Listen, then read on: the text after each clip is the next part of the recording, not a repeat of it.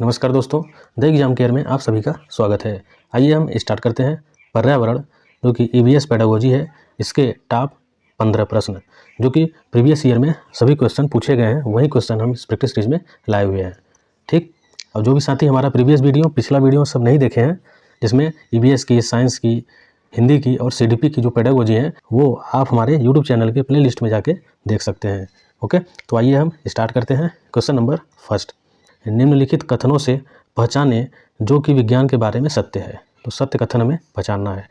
जब एक सिद्धांत को वैज्ञानिक सबूतों के द्वारा बहुत अधिक समर्थन मिलता है तो वह नियम बन जाता है, या फिर आने वाले समय में विज्ञान समाज की अधिकांश समस्याओं को हल करने में सक्षम होगा, या फिर वैज्ञानिक अपने काम को पूरा करने के लिए कल्पना पर बहुत विश्वास करते हैं, या सभी वैज्ञानिक विचारों को नियंत्रित प्रयोगों द्वारा खोजा या परखा जाता है। तो फर्स्ट का देखिए जो राइट आंसर होगा वह है ऑप्शन नंबर डी, वैज्ञानिक विचारों को नियंत्रित प्रयोगों द्वारा खोजा और परखा जाता है। ठीक, आते हैं नेक्स्ट क्वेश्चन। तो ये विज्ञान के बारे में सही कथन हमारा डी है। नेक्स्ट क्वेश्चन है क्वेश्चन नंबर 2। इसमें कह रहा है निम्नलिखित में से क्या शिक्षार्थियों में संकल्पनात्मक कमी को समझने के लिए एक उपयोगी रणनीति है। तो शिक्षार्थियों में संकल्पनात्मक कमी को समझने में क्या उपयोगी रणनीति है।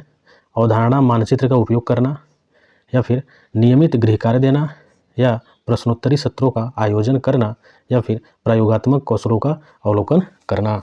यहाँ पे देखिए इसका जो राइट आंसर होगा सेकंड का वो हो जाएगा ऑप्शन नंबर ए, अवधारणा मानचित्र का उपयोग करना होगा। आते हैं नेक्स्ट क्वेश्चन, क्वेश्चन नंबर 3। इसमें कह रहा है विज्ञान को पढ़ने के लिए और अधिक लड़कियों प्रोत्साहित करने के लिए आप निम्न सभी प्रकार को अपना सकते हैं, सिर्फ एक को छोड़ के। इसको कक्षा में महिला वैज्ञानिकों को आमंत्रित करके, या फिर विज्ञान के बारे में मिथकों एवं रूढ़ियों की जांच में शिक्षार्थियों को जोड़ें, या लैंगिक रूप से संवेदनशील भाषा का उपयोग करें और अपने शिक्षार्थियों को ऐसा करने के लिए प्रोत्साहित करें, या ध्यान रखें कि विज्ञान की कक्षा में लड़कियां हमेशा हावी रहें।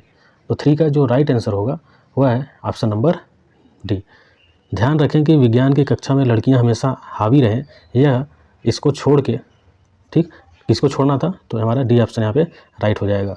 तो अधिक लड़कियों को प्रोत्साहित करने के लिए आप इनमें से सभी प्रकार को कर सकते हैं, मतलब ए भी हो सकता है, बी और सी भी, लेकिन डी नहीं होगा। ठीक, तो डी आंसर राइट हो जाएगा क्योंकि इसको छोड़ के था। आते हैं नेक्स्ट क्वेश्चन, क्वेश्चन नंबर 4। इसमें देखिए कह रहा है विज्ञान शिक्षक को और अधिक अपसारी प्रश्न पूछने चाहिए। तो जो विज्ञान के शिक्षक हैं इनको और अधिक अपसारी प्रश्न पूछने चाहिए। किस लिए?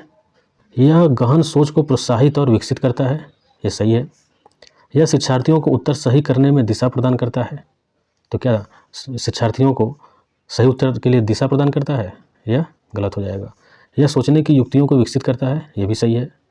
यह शिक्षार्थियों में सृजनात्मक व्यवहार के आकलन में सहायता करता है, यह सही होगा। सृजनात्मक व्यवहार के आकलन में सहायता प्रदान करता है। तुम्हारा ए सही है, सी सही है, डी सही है। तो ए सी डी किस में हो गया? बी गलत है यहाँ पे, तो यहाँ पे हो जाएगा डी ऑप्शन। तो डी आंसर यहाँ पे राइट है। आते हैं नेक्स्ट क्वेश्चन, क्वेश्चन नंबर 5। इसमें करा है प्राथमिक स्तर पर आकलन में शामिल होना चाहिए। तो जो प्राथमिक स्तर है उसमें आकलन शामिल होना चाहिए।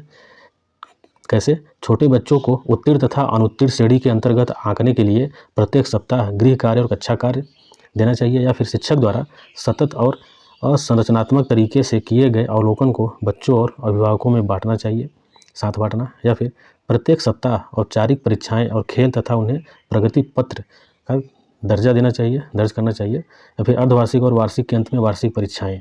तो जो 5 है इसका जो राइट आंसर होगा वो है ऑप्शन नंबर बी, शिक्षक द्वारा सतत और असंरचनात्मक तरीके से किए गए अवलोकन को बच्चों और अभिभावकों के साथ बांटना। तो बी आंसर यहाँ पे राइट हो जाएगा। ध्यान दीजिएगा, प्राथमिक स्तर पे बात कर रहा है। आते हैं नेक्स्ट क्वेश्चन, क्वेश्चन नंबर 6। कक्षा में प्रदर्शनों का उपयोग मुख्य रूप से शिक्षार्थियों को शामिल करता है। तो जो कोई क्लास है, कक्षा, इसमें प्रदर्शनों का उपयोग जो है शिक्षार्थियों को शामिल करता है। कैसे? दृश्य श्रवण और गतिबोध सीखना, गतिबोधक सीखना, या फिर श्रवण और गतिबोधक सीखना, या दृश्य और श्रवण सीखना, या केवल दृश्य सीखना। तो 6 का जो राइट आंसर है वह है ऑप्शन नंबर सी, दृश्य और श्रवण सीखना होता है। किसमें? प्रदर्शनों का जो उपयोग होता है इसमें। आते हैं नेक्स्ट क्वेश्चन, क्वेश्चन नंबर 7। इसमें कह रहा है कि रेशम कीट के जीवन चक्र और रेशम फाइबर के उत्पादन के संबंध में कौन सा कथन सही नहीं है। नहीं पे ध्यान दीजिएगा, कौन सा नहीं है ये बताना है। तो रेशम फाइबर कैटरपिलर द्वारा स्रावित प्रोटीन होते हैं, या फिर रेशम कीट के कोकून से रेशम का धागा प्राप्त किया जाता है, या रेशम कीट के लार्वा को कैटरपिलर कहते हैं, या प्यूपा या फिर कोशित विकसित होकर कैटरपिलर बन जाता है। तो 7 का जो राइट आंसर है वह है ऑप्शन नंबर डी, क्यूपा, कोशित विकसित होकर, क्यूपा या फिर कोशित भी कहते हैं, यह विकसित होकर क्या बनता है, कैटरपिलर बन जाता है। तो डी आंसर राइट है। आते हैं यहाँ पे, देखिए राइट इसलिए हो गया क्योंकि यहाँ कथन ये सही नहीं है, बाकी ए सही है, बी सही है, सी सही है, डी हमारा सही नहीं है। जो सही नहीं होगा वही हमारा सही हो जाएगा क्योंकि यहाँ पे नहीं बोला था। आते हैं नेक्स्ट क्वेश्चन, क्वेश्चन नंबर 8। निम्नलिखित में से मानवों की कौन सी ग्रंथि 2 से अधिक हार्मोन स्रावित करती है। तो मानव की ऐसी कौन सी ग्रंथि है, ध्यान दीजिएगा, जो 2 से अधिक हार्मोन स्रावित कर रही है। अग्नाशय, थायराइड, एड्रिनल या फिर पीयूष, ये सभी हमारी ग्रंथियाँ हैं। तो इसमें से कौन सी हो जाएगी, वो होगा ऑप्शन नंबर डी, पीयूष ग्रंथि। जो पीयूष ग्रंथि है यह 2 से अधिक क्या करती है, हार्मोन स्राव करती है। आते हैं नेक्स्ट क्वेश्चन, क्वेश्चन नंबर 9। नीचे दिया गया कौन सा कथन सही है। जो सही है यह बताना है। सभी अधातुएं गैस होती हैं, या फिर सभी अधातुएं अतन्य, जिससे तन्यता नहीं होती है उसमें होती है, या फिर सभी धातुएं ठोस होती है, या सभी धातुएं कठोर होती हैं। तो यहाँ पे देखिए जो 9 है इसका राइट आंसर होगा बी, सभी अधातुएं अतन्य या फिर तन्य नहीं होती हैं, ठीक, उसमें खिंचाव नहीं होता है। तो बी आंसर यहाँ पे राइट हो जाएगा। आते हैं नेक्स्ट क्वेश्चन, क्वेश्चन नंबर 10। किसी विशिष्ट क्षेत्र में विशिष्ट रूप से पाई जाने वाली स्पीसीज को कहा जाता है। तो कोई विशिष्ट क्षेत्र है, विशिष्ट रूप से पाई जाने वाली स्पीसीज को क्या कहते हैं, विशेष क्षेत्रीय स्पीसीज, प्रवासी स्पीसीज, संकटपन्न स्पीसीज या फिर विलुप्त स्पीसीज। तो यहाँ पे देखिए जो 10 है इसका राइट आंसर होगा वो है विशेष क्षेत्रीय स्पीसीज, ऑप्शन नंबर ए, ठीक। आते हैं नेक्स्ट क्वेश्चन पे, क्वेश्चन नंबर 11। यहाँ पे कह रहा है धातु यक्ष, कोई धातु यक्ष है, धातु वाई को उसके लवण विलयन से विस्थापित कर देती है, परंतु धातु जेड जो है उसके लवण विलयन से विस्थापित करने योग्य नहीं है।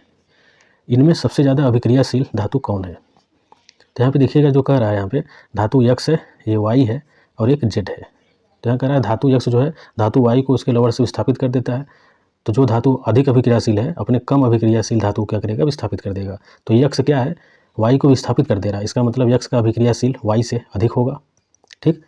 अब इसके बाद आगे कह रहा है कि परंतु धातु जेड को उसके लवण से विस्थापित नहीं कर पाता। तो जेड जो है इसका मतलब जेड को यक्ष जो है विस्थापित नहीं कर पा रहा है, तो इसका मतलब क्या है, तो जो जेड होगा वो एक्स से भी अधिक अभिक्रियाशील होगा। तो यहाँ पे जेड क्या हो जाएगा, तो इसमें कह रहा था सबसे ज़्यादा अभिक्रियाशील कौन है, तो जेड हो जाएगा। तो ऑप्शन नंबर ए यहाँ पे सही हो जाएगा, जेड सबसे अधिक अभिक्रियाशील होगा। आते हैं नेक्स्ट क्वेश्चन, क्वेश्चन नंबर 12। अपने कमरे में फर्श पर रखे किसी विशाल को सर के लिए, यहाँ देखिए कोई वस्तु होगा, किसी ऑब्जेक्ट को सरकाने के लिए रेशमा को निम्नलिखित बल से, जो सभी बल हैं इसमें बल से किससे अधिक बल लगाना चाहिए, अभिलंब बल से, पेशी बल से, स्थैतिक घर्षण या फिर गुरुत्वाकर्षण बल। तो सरकाने के लिए ध्यान दीजिएगा वस्तु सरक रही है, तो 12 का जो राइट आंसर होगा वो है सी, स्थैतिक घर्षण। जो स्थैतिक घर्षण लग रही है उससे ज़्यादा बल लगाएंगे तो वस्तु क्या होगी, एक स्थान से दूसरे स्थान तक चली जाएगी, सरक जाएगी, इसका मतलब ये। तो यहाँ पे सी आंसर राइट हो जाएगा। आते हैं नेक्स्ट क्वेश्चन, क्वेश्चन नंबर 13। निम्नलिखित में से सही कथन की पहचान कीजिए। ध्वनि निर्वात में गमन नहीं कर सकती, या फिर ध्वनि की तारत्व उसके आयाम द्वारा निर्धारित होती है, या कंपन की आवृत्ति निम्न है तो तारत्व जो होगा उच्च होगा, या फिर ध्वनि की प्रबलता का निर्धारण कंपन की आवृत्ति द्वारा किया जाता है। तो 13 का जो राइट आंसर होगा वह है ऑप्शन नंबर ए, ध्वनि जो है निर्वात में गमन नहीं कर सकती। तो ये क्या होगा, सही होगा, ठीक। आते हैं नेक्स्ट क्वेश्चन, क्वेश्चन नंबर 14। इसमें देखिए कह रहा है लवण और जल के मिश्रण को पृथक करने की प्रक्रिया में निम्नलिखित में से कौन सा सहायक नहीं होगा। तो हमारा देखिए क्या है, लवण और जल के मिश्रण को अलग करने के लिए, लवण है और जल के मिश्रण को अलग करने के लिए कौन सी प्रक्रिया सहायक नहीं है, आसवन, उबालना, निस्तारण या फिर निस्यंदन। तो 14 का जो राइट आंसर है वो है ऑप्शन नंबर डी, निस्यंदन। बाकी जो आसवन है, उबालना है, निस्तारण है, इन सभी से क्या होगा, लवण को जल से अलग किया जा सकता है। आते हैं नेक्स्ट क्वेश्चन, क्वेश्चन नंबर 15। नीचे दिए गए प्रकाश के कौन से गुणधर्मों का उपयोग छाया बनने की परिघटना की व्याख्या के लिए किया जा सकता है। तो यहाँ पे देखिएगा दिया है प्रकाश सरल रेखा में गमन करता है, ये तो सही है। प्रकाश उच्च चाल से गमन करता है, ये भी सही है। प्रकाश 7 रंगों में रंगों से मिलकर बना है, ये भी सही है। और प्रकाश अपारदर्शी वस्तुओं से नहीं गुजरता, ये भी सही है। लेकिन इसमें कहा है, ध्यान से पढ़िएगा, कि प्रकाश के कौन से गुणधर्म का उपयोग, छाया, हमें क्या बनाना है, छाया बनने की परिघटना। तो इसमें देखिएगा जो सिर्फ छाया की बात करेगा तो छाया बनने की परिघटना की व्याख्या के लिए कौन कौन सही हो जाएगा, हमारा ए सही होगा, प्रकाश सरल रेखा में गति करती है, और डी सही हो जाएगा, प्रकाश अपारदर्शी वस्तुओं से नहीं गुजरता।